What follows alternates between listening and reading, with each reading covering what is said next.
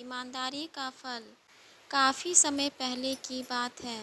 प्रतापगढ़ नाम का एक राज्य था। वहाँ का राजा बहुत अच्छा था, मगर राजा को एक सुख नहीं था। वह यह कि उसके कोई भी संतान नहीं थी और वह चाहता था कि अब वह राज्य के अंदर किसी योग्य बच्चे को गोद ले, ताकि वह उसका उत्तराधिकारी बन सके और आगे की बागडोर को सुचारू रूप से चला सके। और इसी को देखते हुए राजा ने राज्य में घोषणा करवा दी कि सभी बच्चे राजमहल में एकत्रित हो जाएं। ऐसा ही हुआ। राजा ने सभी बच्चों को पौधे लगाने के लिए भिन्न भिन्न प्रकार के बीज दिए और कहा कि अब हम 6 महीने बाद मिलेंगे और देखेंगे कि किसका पौधा सबसे अच्छा होगा। महीना बीत जाने के बाद भी एक बच्चा ऐसा था जिसके गमले में वह बीज अभी तक नहीं फूटा था, लेकिन वह रोज़ उसकी देखभाल करता था और रोज़ पौधे को पानी देता था। देखते ही देखते 3 महीने बीत गए। बच्चा परेशान हो गया। तभी उसकी माँ ने कहा कि बेटा धैर्य रखो, कुछ बीजों को फलने में ज़्यादा वक्त लगता है। और वह पौधे को सींचता रहा। 6 महीने हो गए।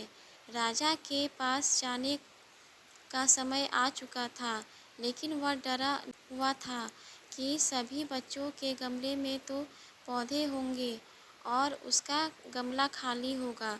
लेकिन वह बच्चा ईमानदार था और सारे बच्चे राजमहल में आ चुके थे।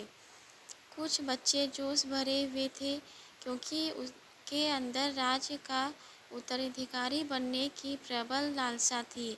अब राजा ने आदेश दिया, सभी बच्चे अपने अपने गमले दिखाने लगे, मगर एक बच्चा सहमा हुआ था क्योंकि गमला खाली था। तभी राजा की नज़र उस गमले पर गई और उसने पूछा, तुम्हारा गमला तो खाली है।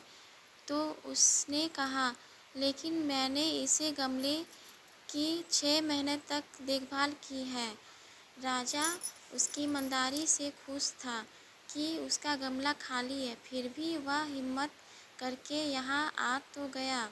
सभी बच्चे के गमले देखने के बाद राजा ने उस बच्चे को सभी के सामने बुलाया। बच्चा सहम गया और राजा ने वह गमला सभी को दिखाया। सभी बच्चे जोर से हंसने लगे।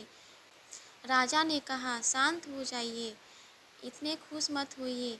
आप सभी के पास जो भी पौधे हैं वह सब बंजर हैं।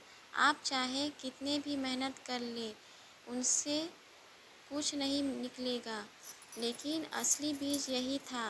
राजा उसकी ईमानदारी से बेहद खुश हुआ और उस बच्चे को राज्य उत्तराधिकारी बना दिया गया। लेकिन हमें इस कहानी से क्या सीखने को मिला? मेरे हिसाब से अपने अंदर ईमानदारी का होना बहुत ज़रूरी है।